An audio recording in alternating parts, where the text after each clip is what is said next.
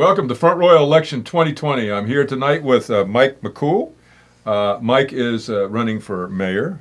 Mike, thanks for coming. Well, you're welcome. Appreciate you asking me.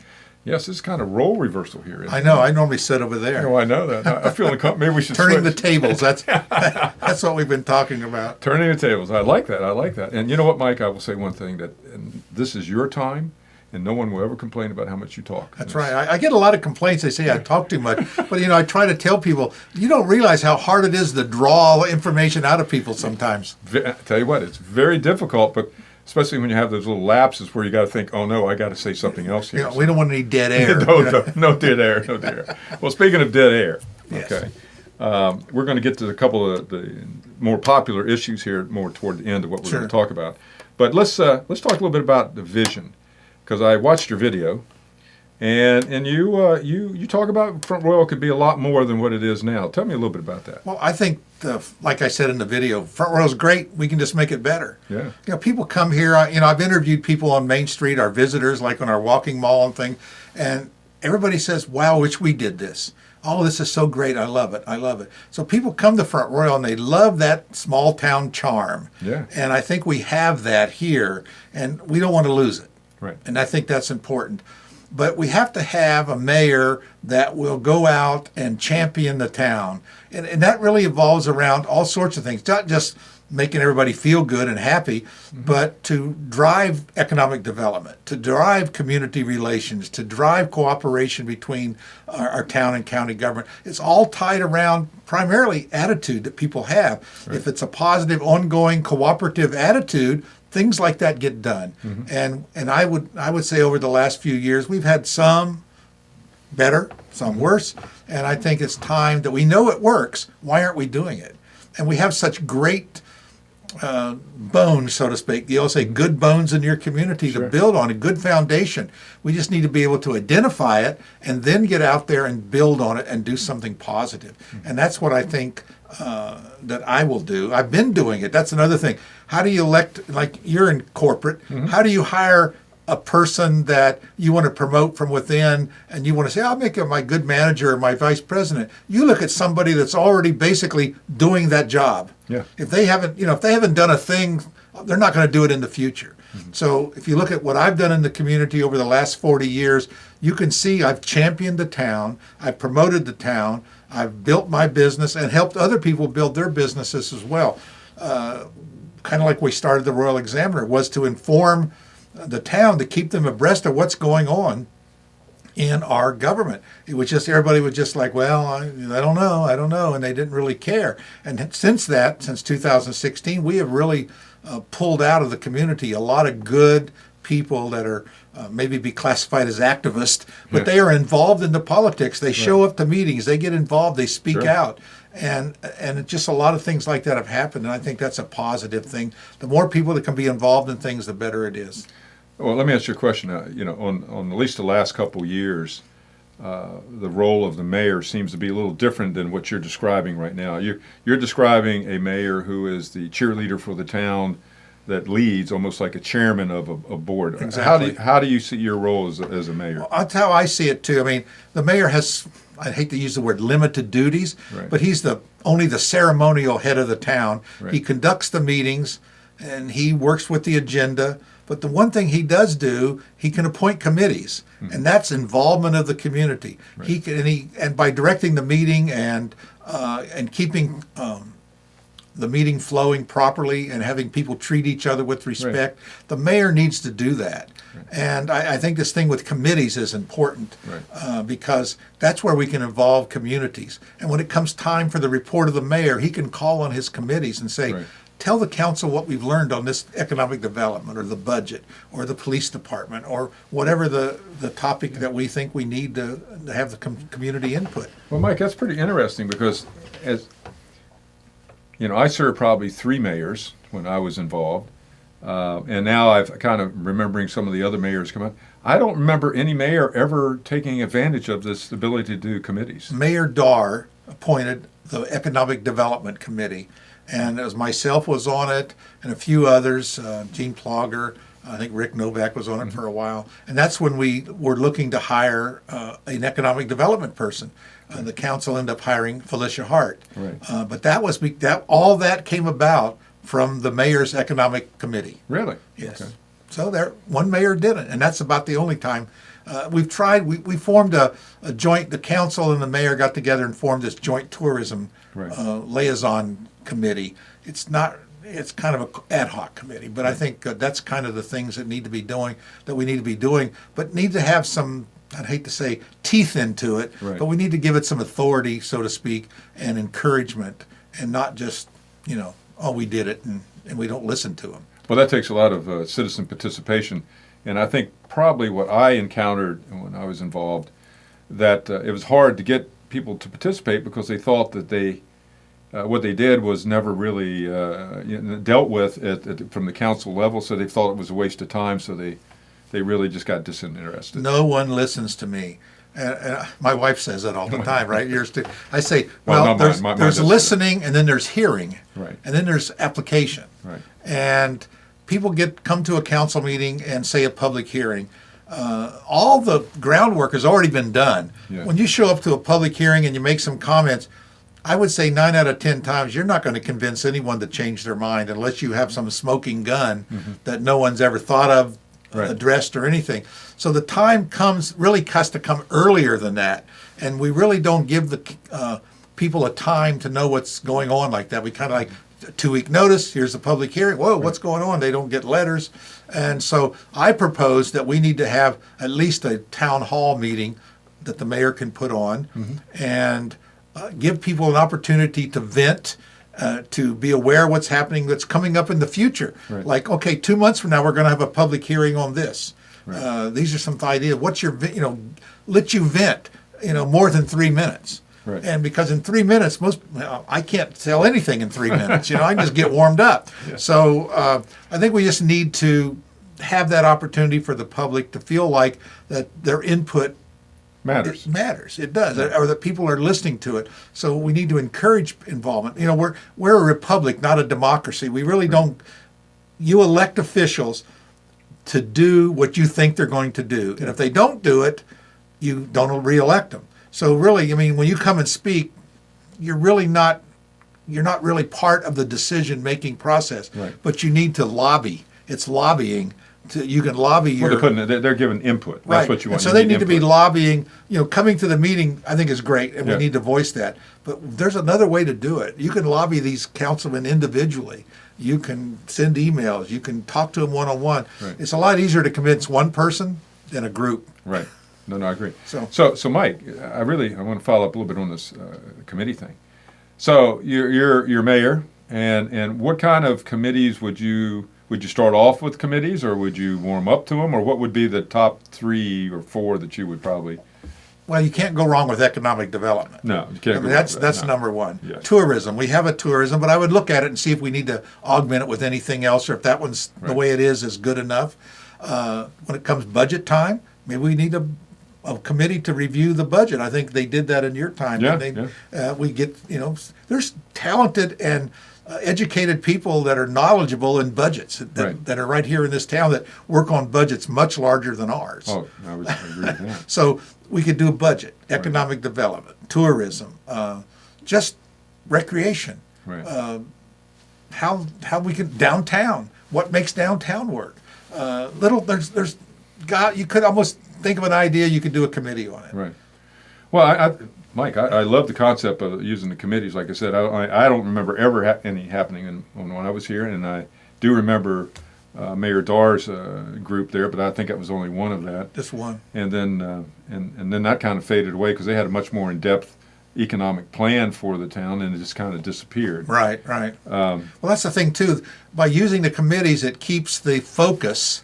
If the mayor calls on his committee reports each meeting, that's keeping the focus on whatever that committee's working on, or other things that the mayor wants to get done. We can focus that and keep it in the public eye, and it's not going to float away in the background and nothing happens. Right. That's aggravating. People get that and says, well, nothing ever happens. Right. So why should I get involved?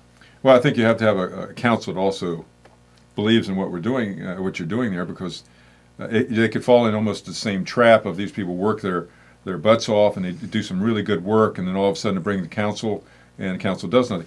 I've known some of the candidates even expressed some concerns that working in in a planning position or some other positions that are appointed, that it was a little frustrating because they did a lot of good work and it seemed to just never got any traction in the council itself. Right. I was on the planning commission, and I think Mr. McFadden is on there now. Right. And they would, the town council, it comes to the planning commission first. They go through all the, dot the I's, cross the T's, look at all the little tiny things, go visit the site, and then they give a recommendation to the town council. And I can say quite a few times the council, we thought, why did we do this? You wasted our time. Right. You had staff doing this and that. That's not the role of staff. That's the role of the planning commission to do these things. I agree. I don't need to know what the staff thinks about something. We can decide that for ourselves. And so they got involved, and when it come time to go to the council, it's like they didn't even listen to our recommendation. It just was denied or posted. I think you're going to have a challenge. I mean, you're going to have a little bit of challenge on that because we're suffering from that kind of environment. So it'll take a lot to turn it around. But I think all you need is a couple good successes, and I think everybody will get fired up. I think when people get on board and they see the success, I think we do it. We have 3 empty seats, 3 seats available for the town council. If we can get 3 new people, sometimes you just have to change. Right. Even if they're unknown items, sometimes new is just better. Right. And so if we can get 3 new council members that are running now on there, I'll say that 3 independent council members. And I say that by independent thinkers, right? Not just necessarily. Not party. It has nothing to do with party. It just has independent thinkers, people that are willing to listen to ideas.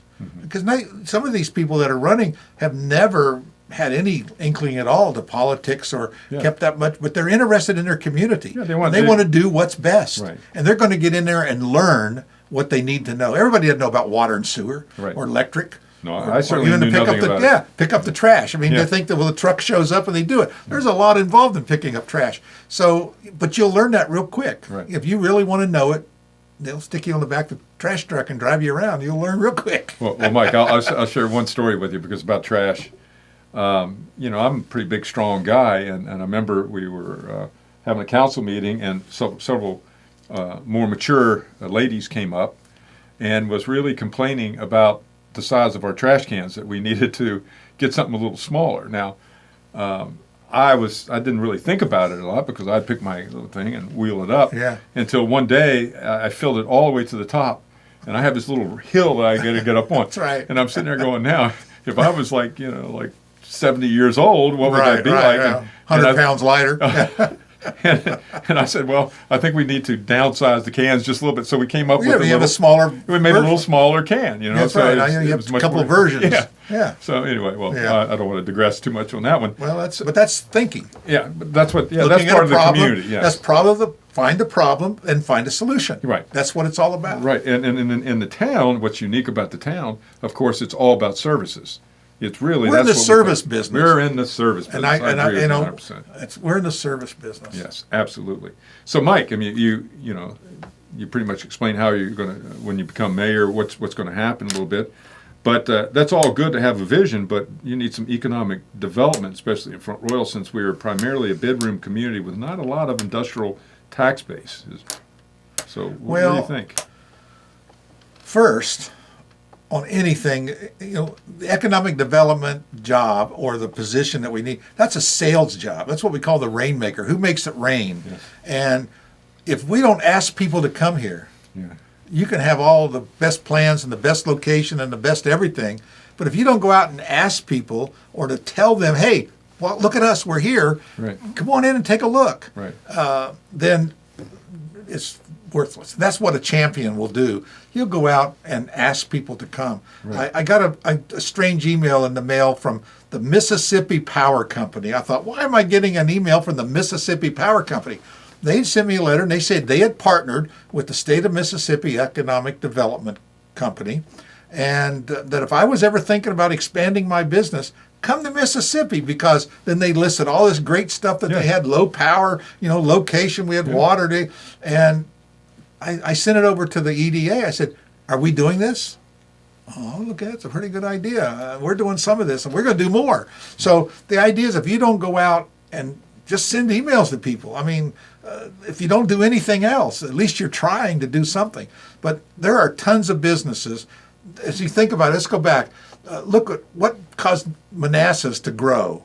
Alexandria, D.C., they just Fairfax. Right. People, they move there first, then they move there first, then they move there first, then they move there next. You know, it just creeps up. We're next in line. But you know, I agree with you, because if you look at just the housing cost right now, there's not enough houses on the market. People are flocking out of the D.C. area to get a nice home away from all the nasty stuff that goes on in the cities. They've now learned that they can now run their businesses. They don't have to be in the office. Right. So I would say it's even moving faster than what it was maybe before. I think it is, because this COVID, the benefit of COVID is people can realize they can work anywhere, but they can also hire people from anywhere. That's right. So people can start living in things. They're moving out of the New York City, Baltimore, Washington. They're leaving the downtowns, and the millennials, I guess that younger group, like that downtown urban life. But I can tell you, they like downtown Front Royal too, because there's a lot of them down there. They like the hiking and the trails and the bicycling. And once they realize we got trails all around town, we got the Appalachian Trail, we got parks, and they say, they're every weekend they're flocking here. Right. So they're just looking for a place to work, and it doesn't have to be here anymore. So we can become a bedroom community of workers. I mean, we don't have to come to. I like that. We don't have to have the industry physically located here, because then we don't have, we can do that. Well, I mean, you also got to make something. I mean, it'd be great. I mean, you have to have some economic development, because that's what really pays the taxes. Because if they're doing that, then they're just paying the residential type of taxes. Exactly. But you get into, the three things that you have to know about economic development. Location, location, location. It's kind of like real estate, right? Yep, and that's what it is. We have 2 interstates. Yep. We have 2 rivers. We have trucking companies coming out our ears. We've got a UPS terminal in this town. Do you realize how many towns would give their right arm to have a UPS terminal in their small little town? Or inland port. Inland, and I didn't get to the inland port yet. Well, that goes up into the levels of, most small businesses don't really think much about the inland port, but you realize they come off the boat to the train to the inland port, and then they go out here to Ferguson's, and they go to Family Dollar, and they go to these warehouses that we have, and that's how the things get distributed. So it brings in a lot of revenue for our region, the inland port. I think we could do more. Mm-hmm. We have plenty of space to build some manufacturing type jobs and industry type jobs, even if it's just fabrication. Right. We don't have to make iPhones. Right. There's a lot of things that we can do. Surprisingly, the number of businesses that are out in the corridor that no one knows anything about. I didn't know they did that. Right. Where? Out there? Really? Yeah. And there's things all the time. I know we're getting a lot of hassle. The EDA is in the news all the time, but they're still talking to people. Yep. I talked to them a couple of weeks ago. They said, we talked to 6 different people about bringing their plant to Front Royal, Warren County. So they are constantly working the system. And they're working the Phoenix project, the Abtex plant. Even if the town's not cooperating with them, they're still out there looking, because what's good for one is good for all. Well, because, Mike, that kind of ties into a couple things. To have economic development, you have to have cooperation. And in this particular case, you've mentioned come to the county and everything else. And we'll get to the county relationship in a minute. But, one of the key components, you're absolutely right. We have space. We have labor force. We have land. Space and land are the same. And labor force. We got power, but what we little sketchy on is water. So you got to have the water for the industrial type of stuff. So what do you think about that? Well, we definitely need a water strategy. Right. I think we have a halfway water strategy, but what are we doing? Well, wait a minute. What is that halfway water strategy? Well, it's not long enough out. Yeah. It's too short a period of time. I think they're looking about this year, what's happening today. Right. We need to be thinking 20 years from now, 50 years from now, maybe even 100 years from now, because that's what government should be doing. The day-to-day operations, and that's why you need a good, strong town manager. He handles the day-to-day, next year operations. The council needs to be focusing on 5 years, 10 years, 15 years out. and working on those ranges, long-term planning. Right. What do we want our community to be like? What kind of industry do we want to have here? What's best suited for us? But be able to turn on a dime because things change. Whoever thought we'd have COVID? Yes. That changed everything. Yeah. So we need to have people that can think outside the box, look at things, and not get bogged down with, do we have a curb and gutter here or there? Right. That's not something the town council really needs to be focusing in the day-to-day operations. Set the guidelines, set the ordinances based upon input from your staff and from the citizenry, and then move on to your vision and the planning stages. But keep an eye. My favorite line is inspect what you expect. Right. If you have an ordinance for something, we need a committee to go back and say, Well, we need an ordinance committee. I agree with you. well, on and that's one thing they need to review. If we're not going to enforce our ordinances, then Get rid cut of them it. out of them. Yeah. Get rid of the red tape. But we need somebody focusing on, okay, we told this guy he's got to put a curb and guttering in. Well, did anybody ever follow up on it? No. And, I get a lot of flack on that we're doing this, we're doing that. But are you inspecting what you expect? Yeah. And that's rule number one in management. You know that is in the position you're in. So we have to do that, and that's what we're lacking. And that's because we're focusing on the data. We're not doing. Right. We just need to prioritize what we need to be doing. Well, you called you're like the cheerleader, you're the head. I called you the chairman. I always thought that the mayor was like the chairman. These councilmen were like. He can bark a lot of orders, but people aren't going to jump. Well, you got at the end of the day, they got to vote with the other board members. Exactly, right? Exactly. And in that particular case, maybe he only has one vote out of 7 or 8, so he doesn't have domination over the group. And then of course the town manager, when I went in this, I thought he would be the chief operating officer to do exactly, take the direction and vision from the board and then implement it. Exactly. And they would hold him accountable to implement the vision, and they all work together. It wasn't like, you're my slave. He says, Mike, we want to do this, right, and your job is to go from here to there. Yes. They're not going to tell you the steps to get there. Right. That's your job. That's the job. And that's how I see it too. And but we need the cooperation. You say, well, if you don't get the cooperation or the votes you think you need, that's the job of the mayor. Then he has the bully pulpit. Right. Well, I was sure for this, but this person, that person, this person, they voted no. But we still need to do it. So, that's where you go back to getting your committees or your individual people lobbying these other council members to maybe. I think that's a great idea. But let's go back to the water. I'm going to tie you down a little bit more on the water. Okay. I know what the study said of the Lord Fairfax Planning Commission.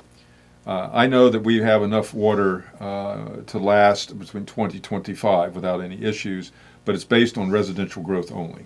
Okay.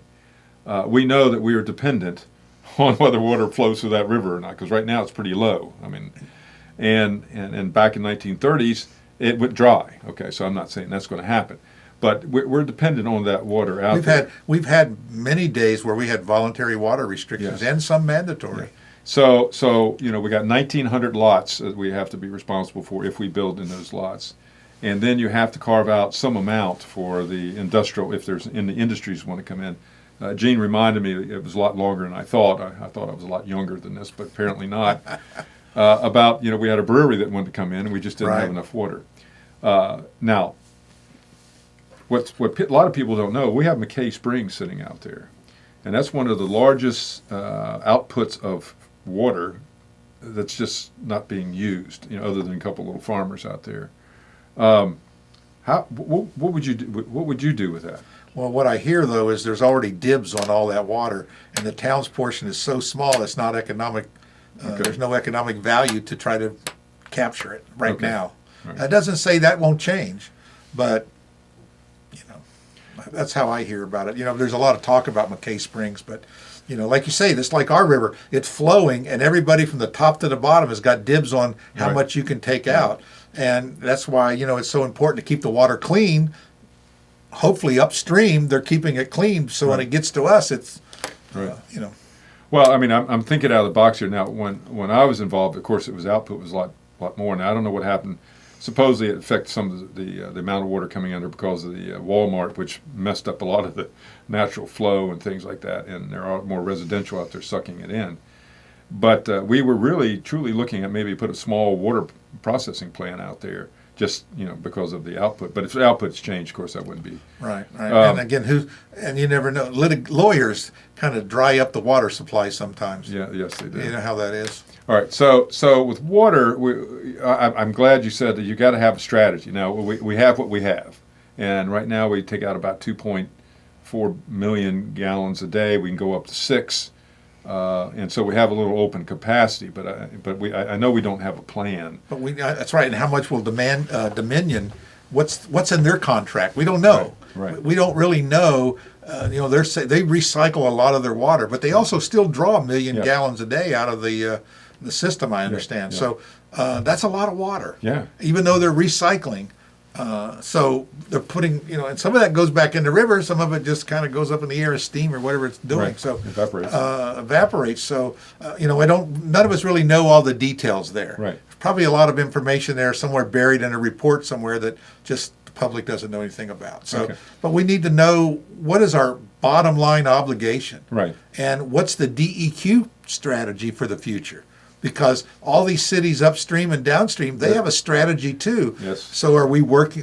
What is that? Right. They haven't articulated that to anyone yet. They just talk about, we got 6 million, 4 million, but what's the plan? Yeah. When the river dries up, what's the plan?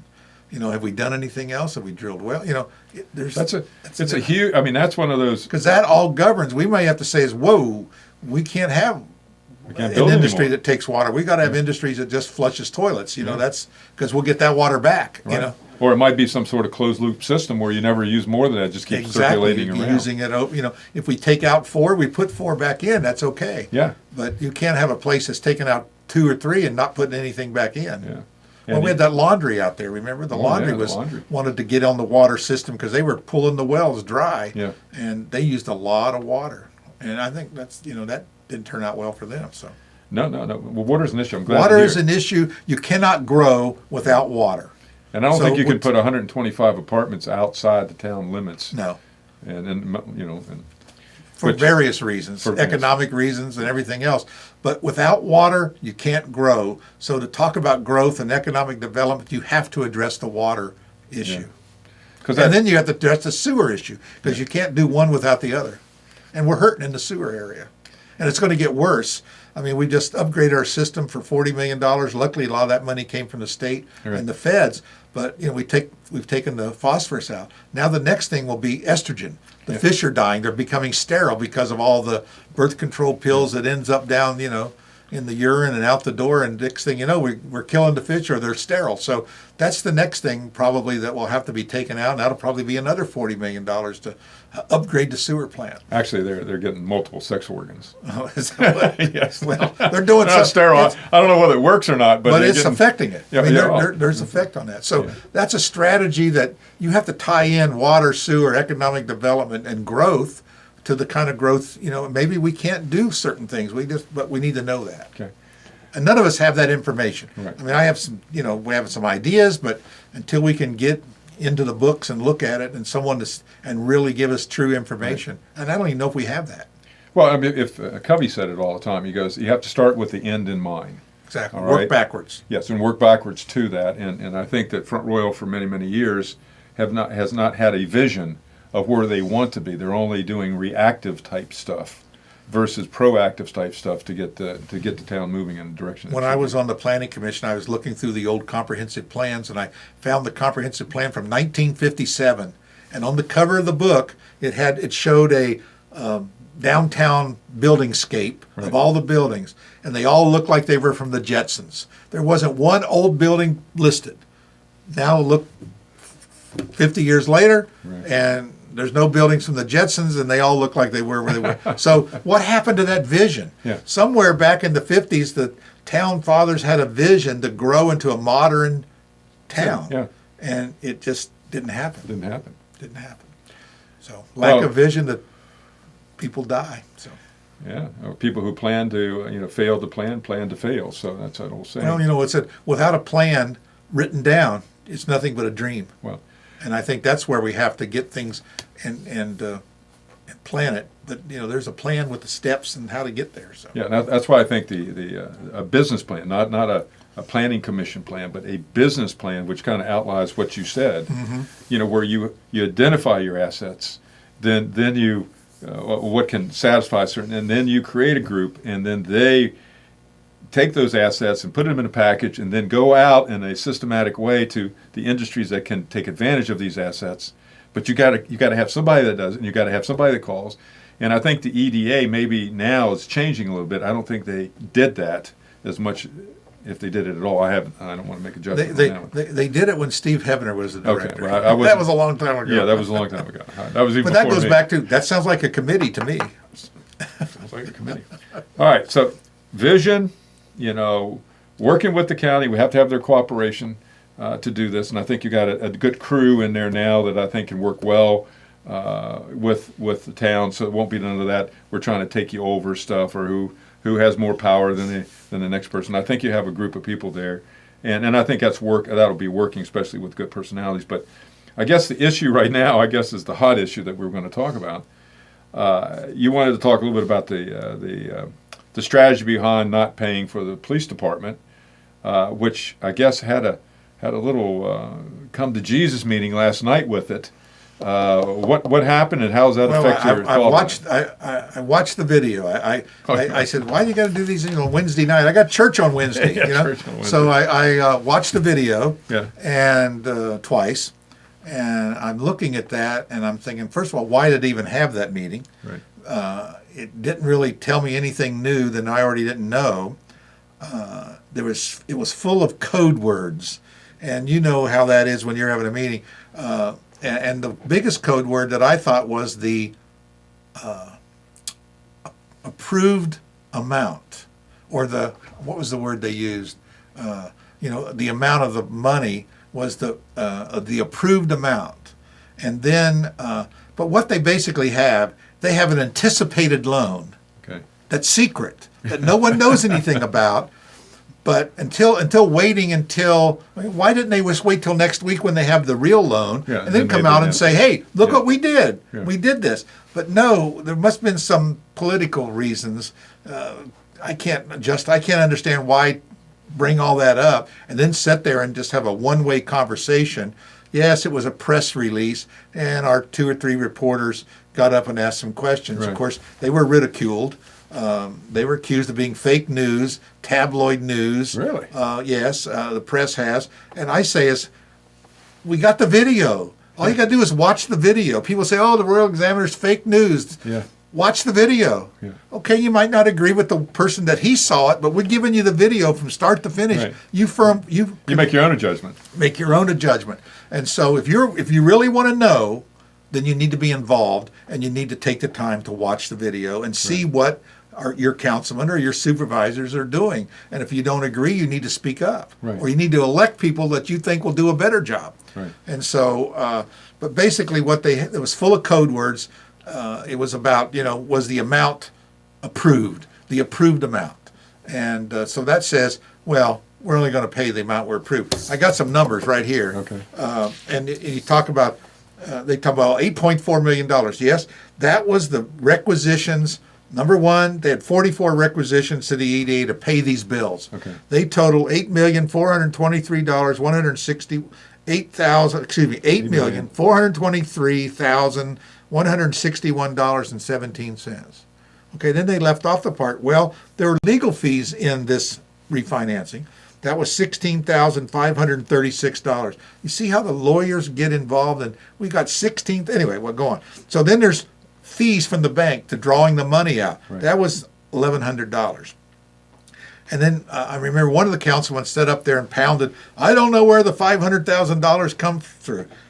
Back in July 19th, 2008, First Bank and Trust that was doing the line of credit. This is all on lines of credit. Right. 3.7525 was the interest rate.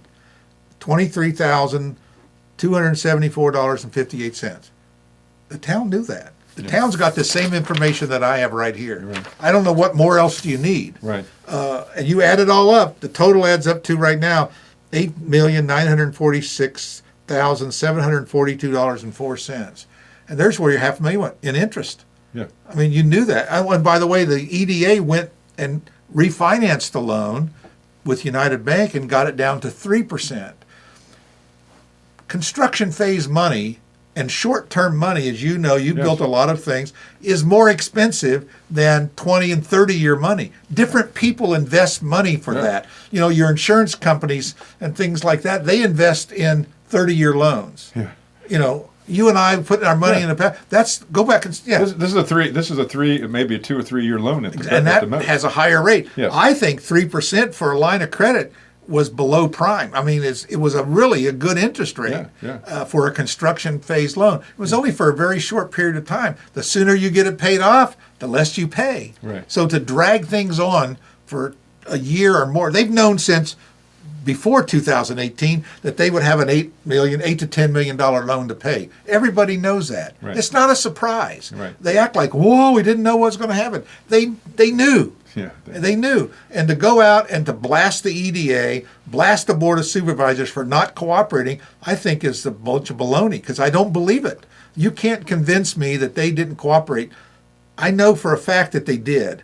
I've talked to the EDA, I've talked to the Board of Supervisors, I've talked to the mayor, and we've written stories about it where he tried to negotiate and had things reduced down, and the chairman and the Board of Supervisors took some of this interest and cut it and said, we'll eat half, you eat half.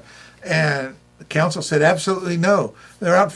I know we spent probably close to $200,000 so far in legal fees with the lawyers that the town managers hired, fighting something that could have been easily settled a year ago or 2 years ago with just sitting in a room, which you've probably done in your corporate world, and you just sit there and said, we want an answer. What do we got to do to get there? And if you don't go in with the cooperation of finding a solution, then you're part of the problem. I don't see where the problem is. First of all, let's even go back farther. They pushed that police department through. They built an $8 million building when I know there was people trying to say, do we really need an $8 or $10 million police department? And they wanted it, and they knew they had to pay for it. And we've been talking about paying for this thing before the thing ever got built.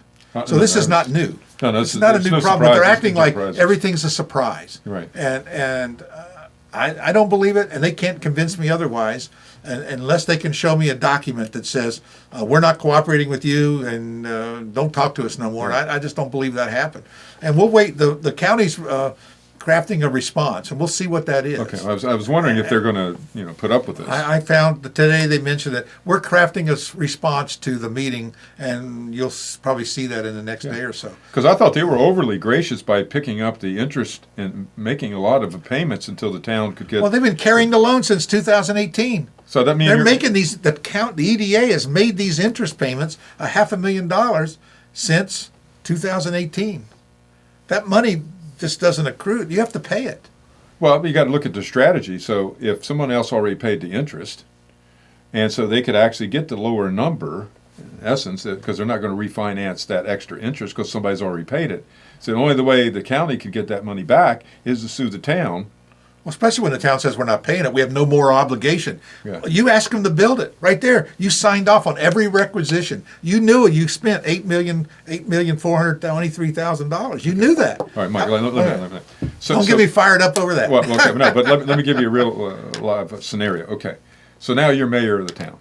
Okay, and you just had this $21 million largest embezzlement case in the history of the state of Virginia. There's not a lot of credibility with the EDA. You're right in the middle of this project, okay?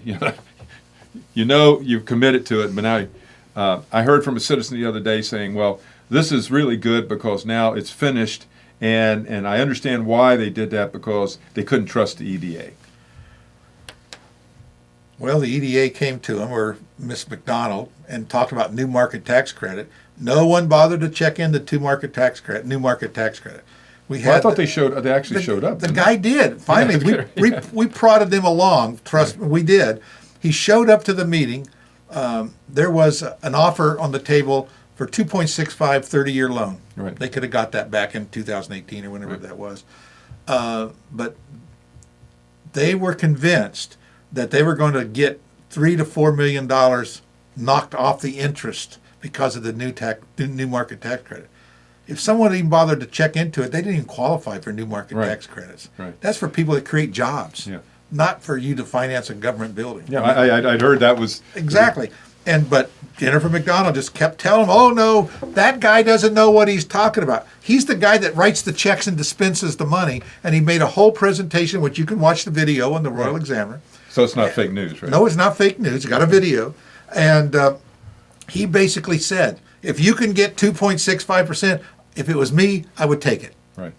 And some of the councilmen, but Jennifer told us we're going to get, and we wrote, hundreds of stories on this thing, and tried to explain to it, but they were just had blinders on and had no, and again, people that don't really involved with a lot of numbers and budgets and financing, if you don't know, it's okay to say, I don't know. How can we find out more information? You go to the people that's their job. Right.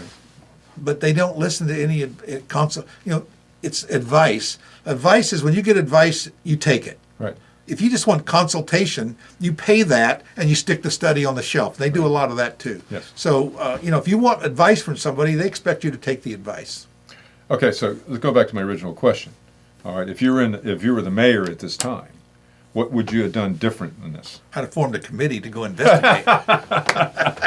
You like that? Yeah, we need to investigate it. Yeah. Let's put our own investigation out there. Let's don't take it. Let's show me the paper. What they always say, show me the paperwork. Right. They go, show me the money. Right. That's what you do. Show me the money.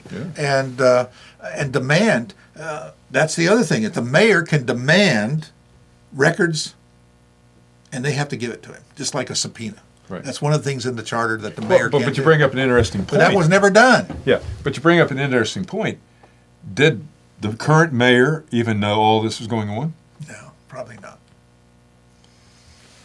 We asked questions. I can remember there when we were prodding along and trying to get questions asked about the IT federal. That's why we started the Royal Examiner. It's all boiled around. Yeah, no, I understand. Didn't have it. We started it over IT federal when that is too good to be true. Right. I said government contract. I've had them. It doesn't work that way. Right. And I said people aren't going to uproot and move 600 people to Warren County to do computer jobs. They're going to work from home. Yeah. That's how they do it. Anyway, no one would hear us, but.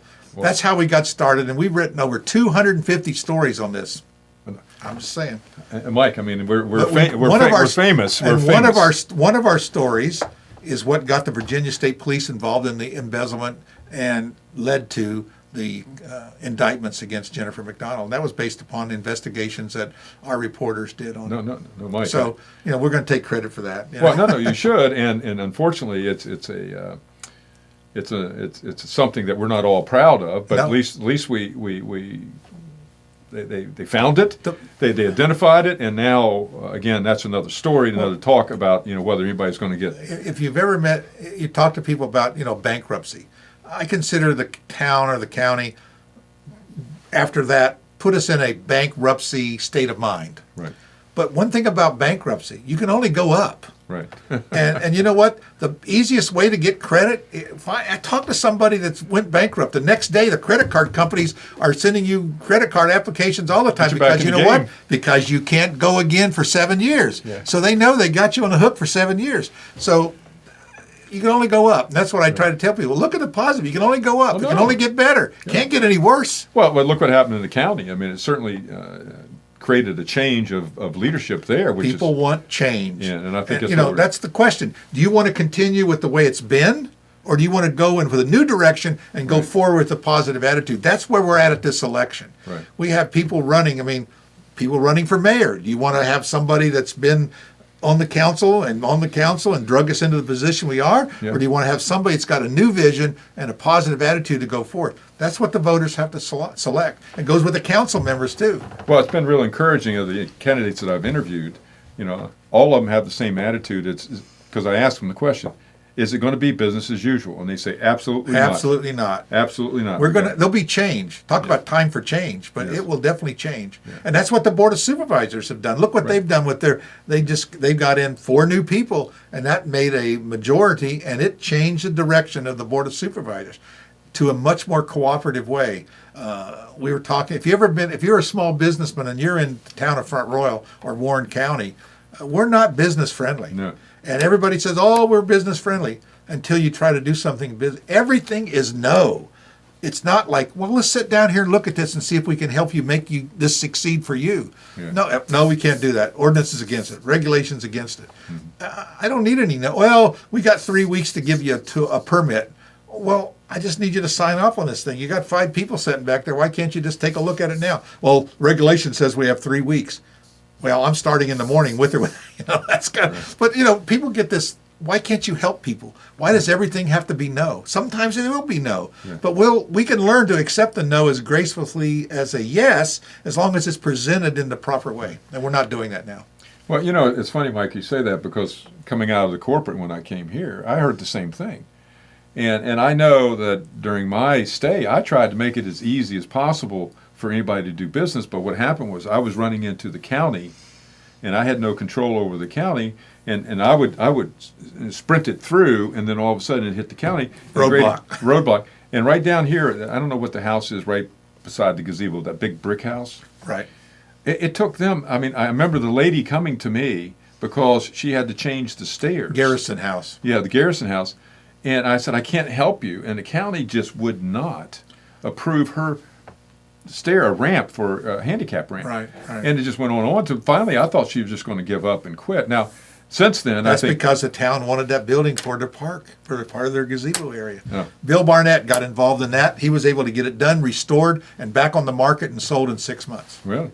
So that was a success. Yeah. Because Mr. Barnett is not going to sit around and let roadblocks stop him. Yeah. He's going to get out there and do something, because that's just him. That's what it is. Well, let me get your opinion on this. Progressive, progressive, not as liberal or conservative, but it's progressive thought processes. Really active in getting committees and getting people involved, creating a vision for the community we could all get behind, and everything else. But for the life of me, I cannot figure out why one of the councilmen actually made an announcement that they were not morally obligated to anything. I'm trying to figure out what was the purpose of it, but I just can't figure out what that was. Well, other than to drag it out for another 2 or 3 weeks till the end of the month, when the statute of limitations run out and the town would basically got their loan for free, that's not, I don't know what other reason is there other than just keep dragging it out. We absolutely have a moral obligation and a legal obligation, right. Whether it's the interest or the principal. Right. It's an obligation. You need to address it. To come out and say you have no moral obligation, that ruins your reputation. What do you think about anybody else in town thinking about, well, I'm thinking about moving my business there, but I can't trust the town. Look, they don't have any moral obligation. No, what are they going to, they're going to tell me this, and then 6 months from now, what's going to happen? Well, they're going to say, well, we're not going to. Wait a minute, back up here. I wasn't aware. If they had gone a little bit longer and drug it out, they would have. That's the way I hear it. That's why the county filed the suit when they did, because to stop the statute of limitations from continuing. Because it was just running on. The clock was running out. I guess you have 3 years. I don't know how many years, 2 years, whatever it is. But we need to check into more of that. But I understand the main reason to file the suit was to stop the clock from running. And they had to. That's just good sense. Well, no, from a county. That's protection. Yeah, from a county aspect, they were protecting themselves. But they have bent over backwards, as far as I'm concerned, to try to help. This new board and this new EDA board, they are sincere. They're continuing to work for the town, even with all this suits going on. They're still out there promoting the town. Right. And that's a tough job. That's a tough job. And I'll give credit to the new EDA board, the new board of supervisors. I've had many conversations. They want to work with the town. Right.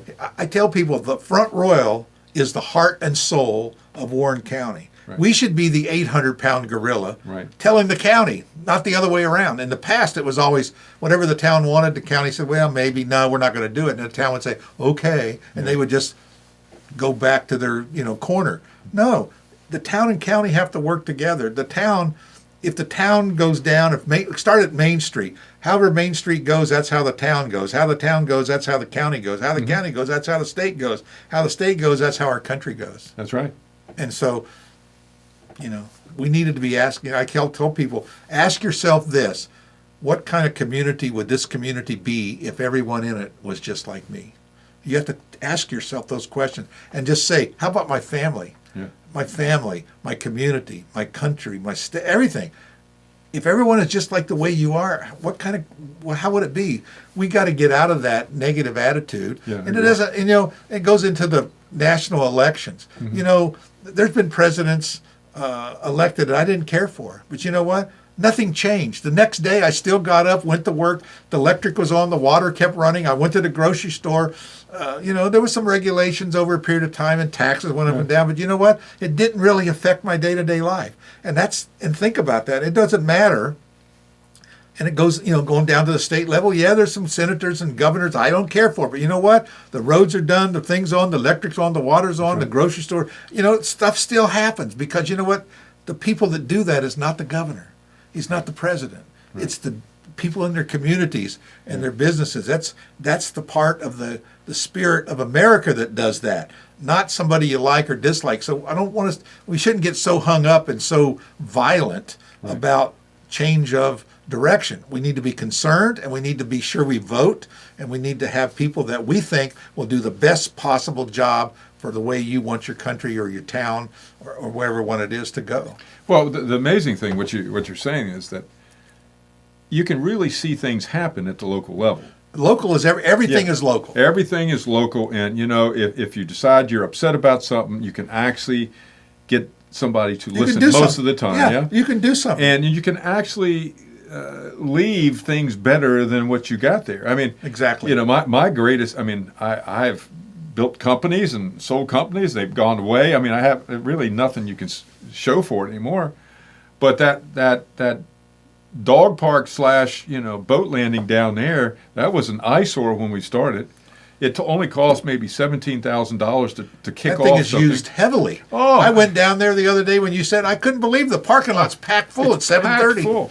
And you know what? Of all the things I've been successful at doing, that is one of my greatest showcases that I was able to effect to create that environment down there, and it's and that's at the local level, and it's really quite rewarding. So and that's what we need to do. We need to get involved, come out of your shell. You can make a difference. Yes. And maybe you need somebody out there prodding you along. Right. And that's what my job will be as mayor. I'm going to prod you along with that, cattle prod, and stick you with it. But I think we have that. We have great bones, good bones, and I think we need to build on them and just get people involved and get some positive things going. If we get a few little wins, it'll bring more people in. Get a few more little wins, and I think we get 3 new councilmen. The existing 3 councilmen that are left will see that we have some success, and I think they'll be persuaded to come along with it too. I can work with anybody. Right. And my goal is, and if they can't work with us, I'll tell them so. Right. And we're going to go on without them. Right. And, if they want to throw up roadblocks, we'll just go around. Yeah. We'll detour. But I would rather work with people, work with the county. Mm-hmm. We just, it's synergy. You take this and this and you put it together, you get a third one that's bigger and greater than the two of those. The sum is greater than the two entities. I think you're absolutely right, and I hope we do get a council that has the same vision of what good things can happen and what we can do thinking positively instead of negatively. And actually be proactive in the activities of the community versus reactive, which we've been reactive for a long time. Right. So right now we've kind of reached the limit. Unless you're going to come back again, I'm going to come back. I'm sure we'll have some more to vent about and talk about. I'm sure there to be a Mark lot over of here, he's running out of tape. So here's your moment. Ask people for the vote. On November 3rd, you have an important election to do, and that's of mayor and town council. But you need a mayor that will champion the town, get out there and lead the town, lead the council, and give us the vision that we need going forward. Like you say, maybe 5-10 years out. But we need a positive approach and no more negativity. And then go out and ask for people to come and be here with us and share this experience with us. Yeah. If we do that, the town will be a great place to live, a great place to grow your family, grow your business, and then retire. That's a whole other topic we can talk about going forward. That's next time. Retirement. I mean, it's just a great community. Yes. I tell people we get all 4 seasons. We don't get hurricanes and tornadoes. I mean, we get a little bit of everything, a little bit of snow, a lot of snow, but it's just a great little community, and it's Yes, it is. I can't say enough great things about it. Okay. But I can say, if we don't vote the right way, and I hate to use the right way, but if you don't vote new people in for change, you're going to end up with the same old thing we've had in the past, and that's something I just can't live with that. That's unacceptable. Right. And so I'm going to do everything I can to make sure that we put a positive spin on things. I will champion our town, and I will do the best I can to lead the town down in the future. And I appreciate your vote. That's November 3rd. In fact, you can vote today. You can vote early. All the way through the end of October. So don't wait till November 3rd. If your schedule doesn't allow to, make sure you get in there and vote McCool for mayor. And I appreciate your vote. Thank you. All right. Thank you, guys. Thank you.